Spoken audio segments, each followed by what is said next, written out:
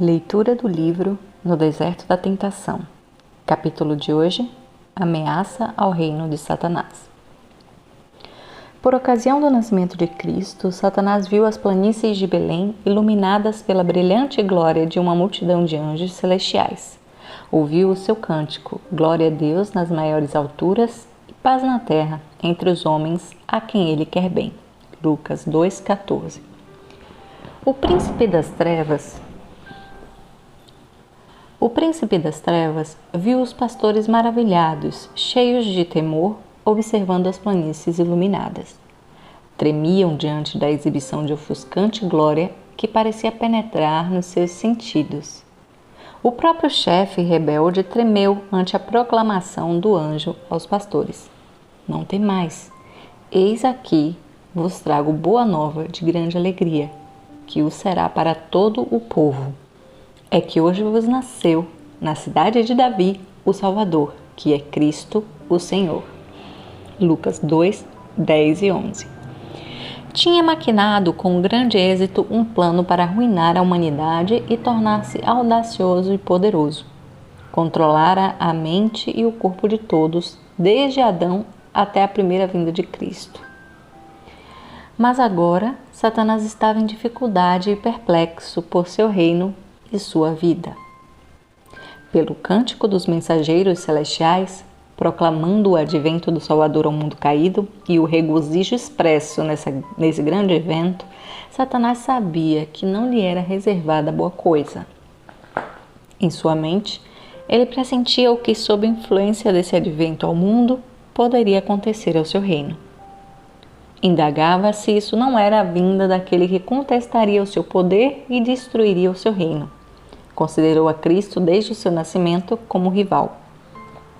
Promoveu a inveja e o ciúme de Herodes para destruir a Cristo, insinuando que o seu poder e o seu reino estavam prestes a ser dados a esse novo rei. Satanás encheu Herodes dos mesmos sentimentos e temor que perturbavam sua mente. Inspirou a intenção corrupta de Herodes de matar todas as crianças de Belém, que tinham até 2 anos de idade. Plano este, pensava ele, que teria êxito em livrar a terra do pequeno rei. Entretanto, contra seus planos, Satanás vê um poder mais elevado atuando. Anjos de Deus protegiam a vida do Redentor enquanto bebê. José foi avisado em sonho para que fugisse ao Egito, encontrando refúgio para o Redentor do mundo em uma terra pagã. Satanás o seguiu desde a infância até a juventude, e da juventude até a vida adulta, criando meios e maneiras para desviá-lo de sua submissão a Deus e dominá-lo com suas tentações. A imaculada pureza da infância, juventude e vida adulta de Cristo, que Satanás não podia manchar, aborrecia-o muito. Todos os seus dardos e flechas de tentações caíam inofensivas diante do Filho de Deus. E quando ele viu que todas as suas tentações não resultavam em nada para desviar Cristo de sua leal integridade ou macular a impecável pureza do jovem Galileu, ficou perplexo e terrivelmente enfurecido. Olhava para este jovem como um inimigo que ele receava e temia. Esse descreveria ser aquele que andaria sobre a terra com poder moral para suportar todas as suas tentações, que resistiria a todas as suas atrativas seduções para persuadi-lo a pecar, e sobre quem ele não teria vantagem alguma para separá-lo de Deus. Tudo isso provocava e irritava a sua fúria satânica. A infância, a juventude e a vida adulta de João, que veio no espírito e poder de Elias a fim de preparar o caminho para o Redentor do mundo, foi marcada por firmeza e poder moral. Satanás não pôde afastá-lo de sua integridade. Quando a voz do profeta foi ouvida no deserto: Preparai o caminho do Senhor, endireitai as suas veredas, Mateus 3,3, Satanás temeu pelo seu reino. Sentiu que a voz, soando no deserto como trombeta, levava pecadores sobre seu controle a tremer. Viu que o seu poder sobre muitos estava quebrado. A intensidade do pecado foi revelada de tal maneira que as pessoas ficaram alarmadas. e alguns, pelo arrependimento de seus pecados, eram aceitas por Deus e obtiveram poder moral para resistir às suas tentações. Estava ele presente quando Cristo se apresentou a João para o batismo. Ouviu a voz majestosa ressoando através do céu e ecoando pela terra como o som de trovão. Viu os relâmpagos das nuvens dos céus e ouviu as respeitáveis palavras de Jeová. Este é o meu filho amado, em quem me comprazo. Mateus 3:17. Viu o resplendor da glória do Pai cobrindo Jesus, apontando à multidão aquele a quem ele reconheceria como seu filho, com certeza incontestável. As circunstâncias relacionadas com o batismo despertaram o mais intenso ódio em Satanás. Agora, sabia com certeza que, se não pudesse dominar a Cristo, a partir desse tempo seu poder seria limitado. Compreendeu que a comunicação do trono de Deus significava que o céu estava diretamente acessível ao ser humano. Ao levar Satanás, o ser humano, a pecar, tinha esperanças de que a repugnância de Deus ao pecado o separaria para sempre da humanidade e quebraria o elo entre o céu e a terra. Quando o céu se abriu em conexão com a voz de Deus dirigida a seu filho, isso foi como um toque mortal para Satanás. Temeu que Deus estivesse agora mais disposto a unir o ser humano a si mesmo e conceder-lhe poder para vencer suas artimanhas. E com esse propósito, Cristo veio das cortes reais para a terra. Satanás estava bem ciente da posição de honra que Cristo ocupava no céu como Filho de Deus, o amado do Pai. Ao deixar o céu e vir para este mundo como ser humano, isso o encheu de apreensão por sua segurança. Ele não podia compreender o mistério desse grande sacrifício em benefício do ser humano caído. Sabia que a avaliação do céu excedia em muito o prenúncio da recompensa e o valor da espécie humana.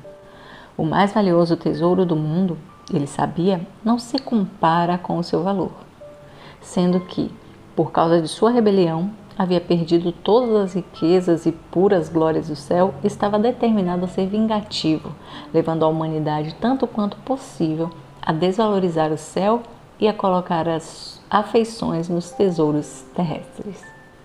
Era compreensível para o egoísmo de Satanás que pudesse existir tão grande bondade e amor por um ser enganado, que induzisse o príncipe do céu a deixar seu lar e vir ao mundo desfigurado pelo pecado e pela maldição.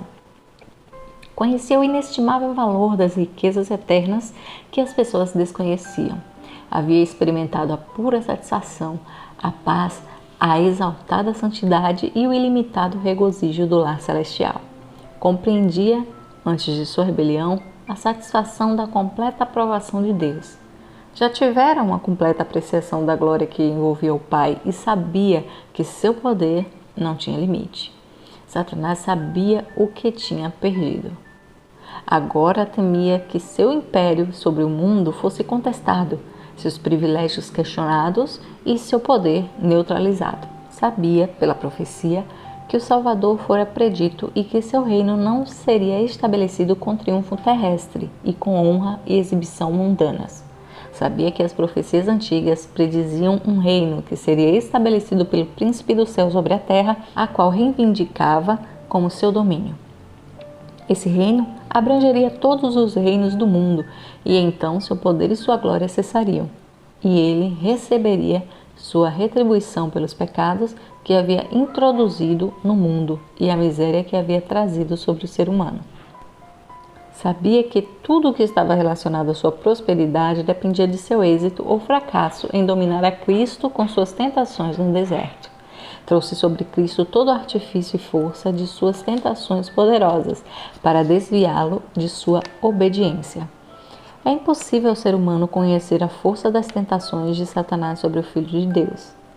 Cada tentação que parece tão angustiante ao ser humano em sua vida cotidiana, tão difícil de ser resistida e dominada, foi trazida sobre o Filho de Deus em um tão alto grau quanto a sua excelência de caráter era superior à do pecado. Cristo foi tentado em todos os pontos como nós. Como representante da humanidade, ele se aproximou de Deus nas provas e tentações, enfrentou a força intensa de Satanás. Cristo experimentou as mais vis tentações e as venceu em favor do pecador. É impossível que o ser humano seja tentado acima do que pode suportar, enquanto se apoia em Jesus, o infinito conquistador. Obrigada por escutar até aqui. Amanhã teremos a leitura do 9º capítulo, A Tentação.